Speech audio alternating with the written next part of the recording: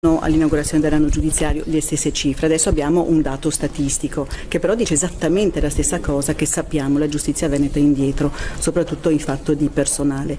Chiama Roma per chiedere qualcosa?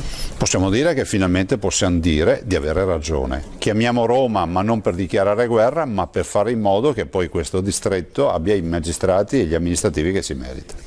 Se non dovessero arrivare, confida che una delle 23 competenze arrivi al Veneto con l'autonomia, quella della giustizia, farà lei per tutti quanti? Ma guardi, i padri del federalismo dicono che il federalismo è centripeto e il centralismo è centrifugo, quindi se si vuole che questo paese non si spacchi bisogna dare anche risposte ai territori.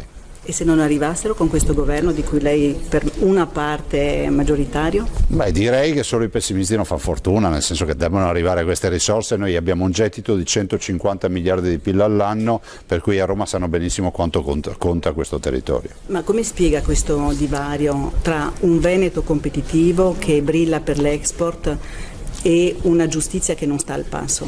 Ma la nostra colpa è una sola, essere i primi della classe. Quando tu hai dei primi della classe ti occupi di meno di quelli bravi, ti occupi di più di quelli che non sono bravi e finisce che ti dimentichi poi un territorio unico come questo che ha bisogno di magistrati, ha bisogno di risposte, ha bisogno di autonomia.